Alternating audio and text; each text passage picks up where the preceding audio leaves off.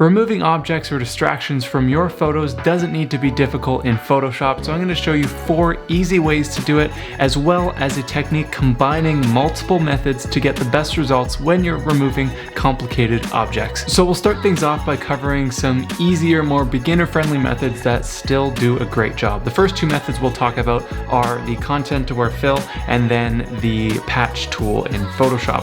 Now I'm going to leave all of the sections of this video broken down in the timeline below, so if you just want to skip through and find the one that's most interesting to you, you can go ahead and do that too. So let's start things off with the content aware tool. Now the content aware tool is great to remove objects where there's a lot of similar things that you can sample from. In this case, I want to remove all of these creases on the cement wall, and content aware fill will do a really good job because there is so much other areas here that I can use, or that Photoshop can use, to replace these creases with, essentially. So the way content aware fill works is that you have to create a selection of what you want to remove, and then Photoshop will automatically find a different piece of your photo to cover it up with. There are 2 primary tools that I like to use for the content aware fill option, but I primarily like to use the marquee tool just because it's nice and simple to use. Now in this particular example, it's pretty straightforward because I have a bunch of straight lines. But if you have a bunch of things you need to remove that are not horizontal like this,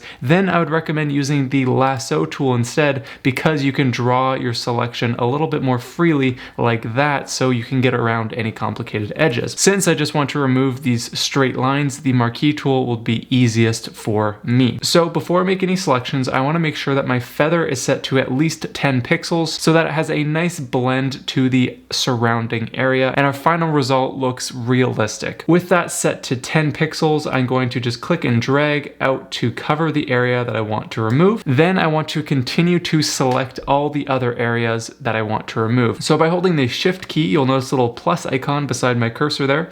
I can now click and drag out on the other areas and it will just add to my previous selection. So continuing to hold shift here and then just going over and selecting all the areas that I want to remove, just like this.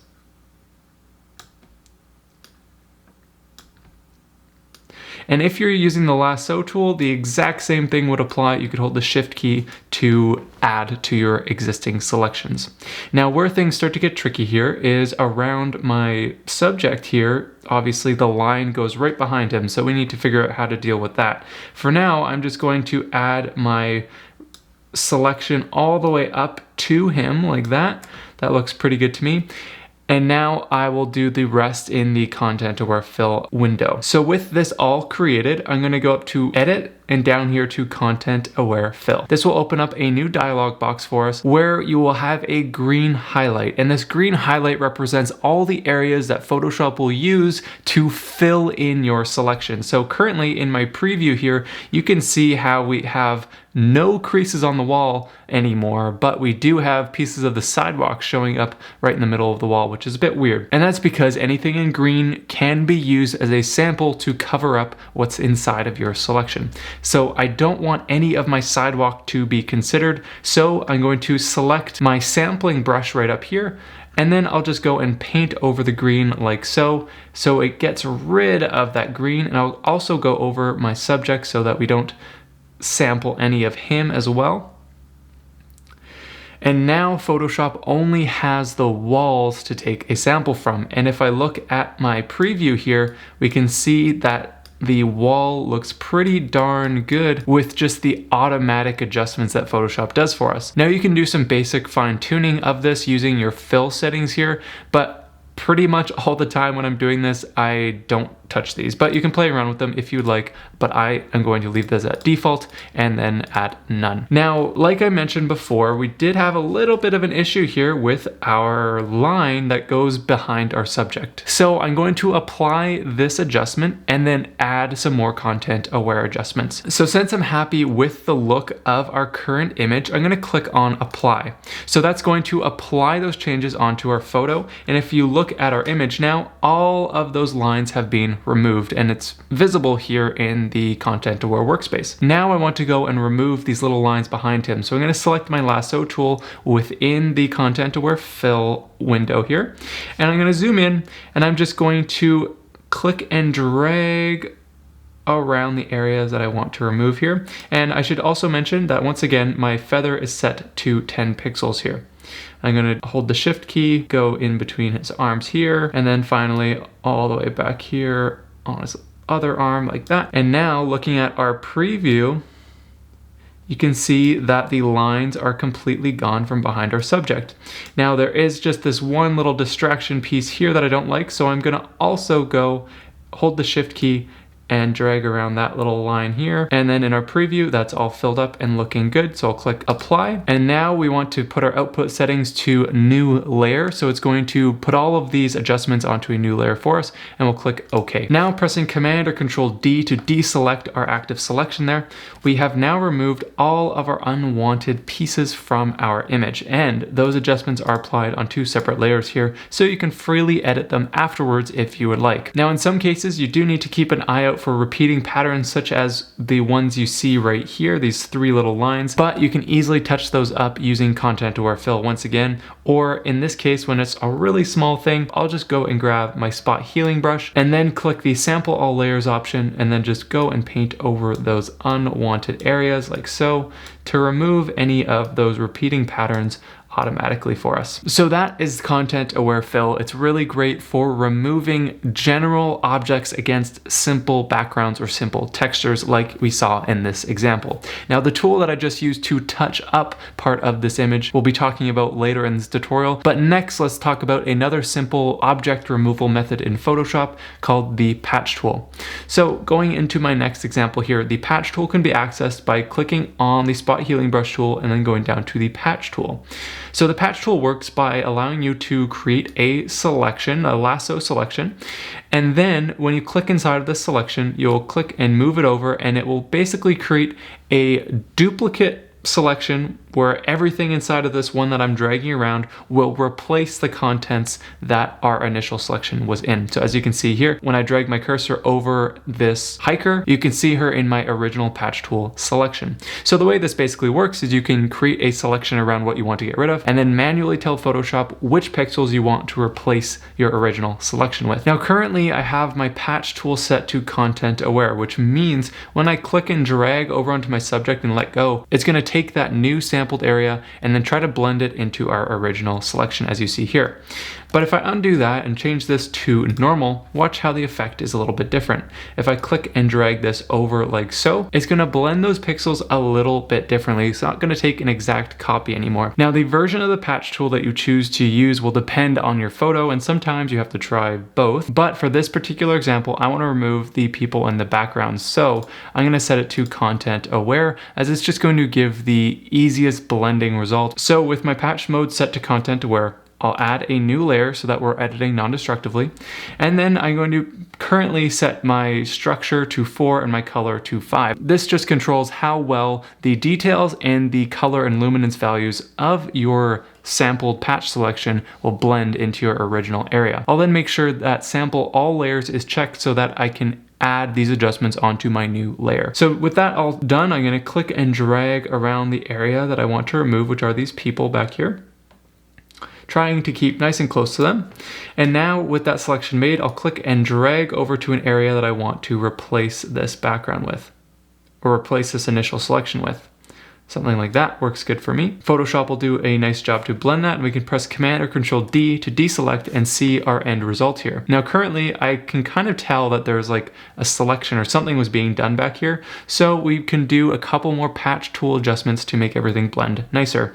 I'll go and click around here like so, and then click and drag this over to here. Press Command or Control D to deselect, and then let's do one more right around here.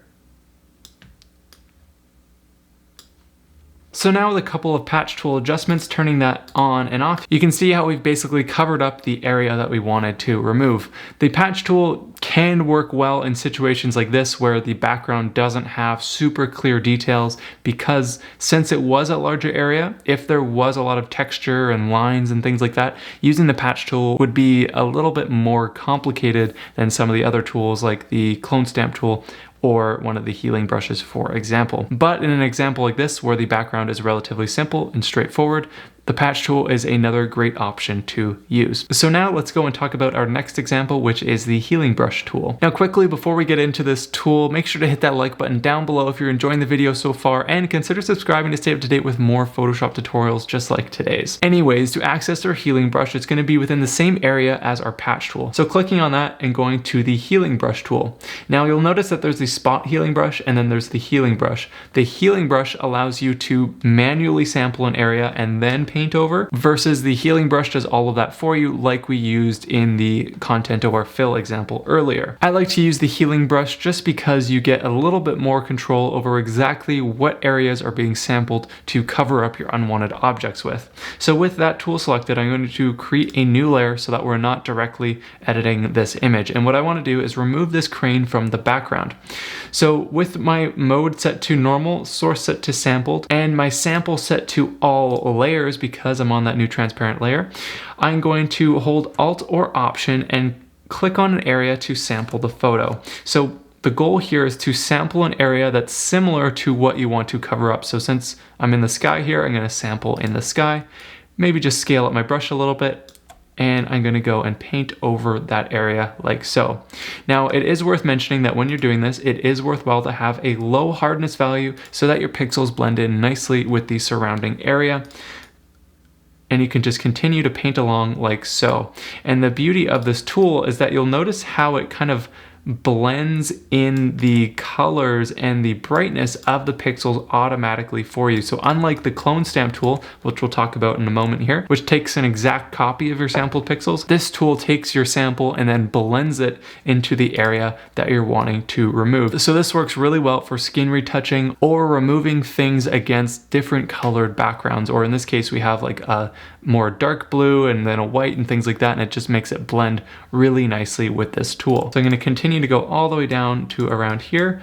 And then one thing to be aware of when using this tool is that if you are painting near a hard edge, I would recommend setting the hardness a little bit higher, because otherwise it will sample some of the edges in your photo and then that color will bleed out into your sample. So by having a harder brush, you can avoid that problem altogether. So with those adjustments made, turning that on and off, you can see how we've quickly gotten rid of that crane. We have a distraction-free background now, and it was really easy to do without giving up the control because we were able to sample the area that we wanted to use. So now those cover the 3 easiest ways to remove things in Photoshop, but we're going to talk about the final tool, which is the clone stamp tool, which is sometimes a bit more difficult to use, but you can get rid of way more complex objects. So let me show you an example here. In this photo, what I want to do is remove this plant and this shelf from the photo. But here's the issue with all of the other methods that we've used so far. Unlike the other methods previously, we now have textures to deal with. So for example, we have this baseboard that needs to be replaced behind these objects. We have to rebuild this mat, and then we also have these lines in the flooring that are going to be a bit tricky to deal with. But luckily with the clone stamp tool, all of these types of adjustments are made really simple. Now, although I'll be walking through this whole process here, I go through this way more in depth in another video covering how to use the clone stamp tool in Photoshop, which you can find up in the corner right now. But for this video, I'm going to show you how you can use the healing brush and the clone stamp tool together to remove these more complicated objects. So to access the clone stamp tool, I'm going to click on the clone stamp tool here, or you can press S on your keyboard. I'll then make sure my mode is set to normal, my opacity and flow at 100%, and my sample set to all layers. I'll then go and create a new layer, and then I'm going to just show you the problem that I have when trying to clone out the area on the wall here. So if I just scale up this brush and I have a 0% hardness, I can go and clone out this area just by holding Alt or Option to sample and then painting over the area that I would like to remove. Now, it does work in some cases, but you'll see here how even though I had set my sample in a similar area, the color just does not match at all. And that's because we have a bit of a shadow there on the background of the wall here, which makes the clone stamp tool a little bit tricky to deal with. So I'm going to undo those adjustments, and we're going to first remove this stuff against the wall using our healing brush tool, because remember, that does a better job at blending in those colors and exposures as we remove objects. So I'm going to grab my healing brush tool, and then on this same new layer with the all layers sample selected here, I'm going to just hold Alt or Option, click an area nearby what I want to remove, and then just go and paint all that stuff out. And notice how it does a much better job to blend the new pixels against the color of the original wall here. It's almost like you can't even tell that there was anything there prior. Sometimes you have to paint over the same area a couple times to get the colors right, but it does a pretty darn good job if you ask me. So this will save us a bit of time with the background here, and then we can use the clone stamp tool to focus on these fine details later on. So I'm going to do my best to get rid of all these unwanted colors as close as I can to the baseboard, which is where we're gonna need to use our clone stamp adjustments. So that's gonna be as good as I'll get for now, and that means we can go and use our clone stamp tool. So I'm gonna create a new layer. I'll call my first layer here to healing brush, and then I'll call my next layer to clone stamp. I like to put these adjustments on 2 different layers so it's easy to keep track of and go back to adjust later on if needed. So now let's grab our clone stamp tool by pressing S on our keyboard. Same settings as before, as you see up here. Using a nice soft brush, I'm gonna just scale it down a bit, and let's first start by replacing this baseboard. So I'm gonna hold Alt or Option and sample right on the edge of my baseboard here. And you'll notice that I have that little preview, and that is the top of the baseboard here.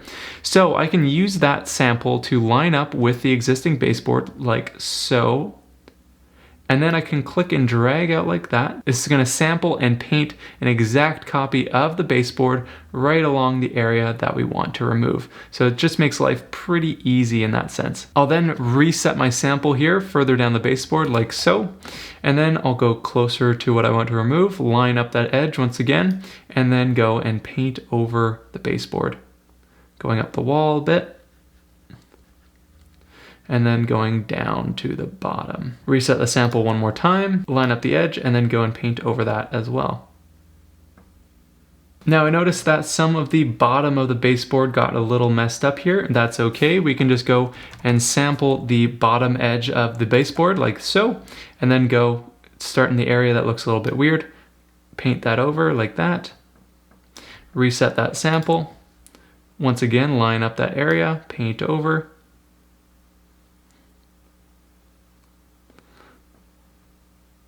and you are good to go. So now we have a nice baseboard set up. Don't worry about this shadow and stuff, we'll touch that up in just a minute. We're gonna just focus on all these fine details for now. So now with that all cleaned up, turning that on and off, you can see how that's a big difference. We've pretty much just rebuilt the baseboard using the clone stamp tool. Now let's go and touch up the bottom part of the pot and the corner of the carpet here. So with a smaller brush here, using my bracket keys to scale my brush, I'll hold Alt or Option and sample an area of the flooring, and then I can use that to just paint over the bottom of the pot. Now I'm not going to be too concerned about repeating patterns right now. I just want to get rid of that pot to the best of my abilities for now. I'll then sample this area of the floor and just remove this leg of the bookshelf. Now with the leg removed and the top section of our pot removed, let's go and rebuild the corner of the carpet. And to do that, I'm going to just take this area of the carpet and use that to rebuild this other corner. So holding Alt or Option with our clone stamp tool, I'm going to just sample this area of our carpet down here. Then I'll go over to the other half and I'll just go and paint this in like so. I'm gonna go all the way to the corner and then go down to the edge of the pot. I'll then just touch up this middle area like so, and then sample the edge of our carpet and just move that over, and then just quickly remove this last little tassel here that was left over. So now we have that corner of the carpet rebuilt a bit better. But zooming out, you can see that we have a problem with the wall and also the floor. So the floor is because of a shadow that was left over from the bookshelf. So we need to sample this area of the floor that's in the light and then just use that to replace the shadowed area.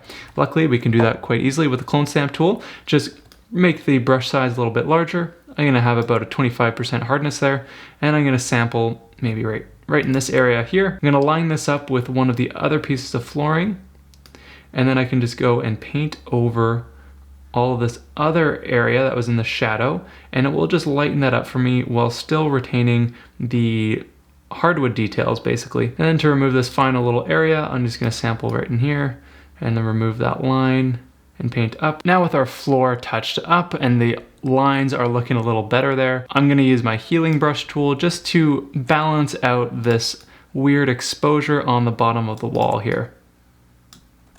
And now with all of those adjustments complete, although it was a bit time consuming compared to the other methods, we were able to basically rebuild the baseboards, the flooring, and the carpet. Just looking at this before and after, you can see how big of a difference that is by using the clone stamp tool as well as the healing brush to duplicate textures and details as well as blend the colors and exposure really nicely. All done manually with a little bit of patience. So although this method isn't necessarily the easiest, it is a way that is guaranteed to remove complex things from your photos. Unfortunately, there's no really easy way to remove complex objects such as this plant and shelf in this example here, because there isn't many options to sample and replace those pixels with. So you have to do a little bit of creative work manually to get all of those adjustments completed. Anyways, my name's Brendan from BeWillCreative.com, and I'll catch you back here next time for another new tutorial. See you then.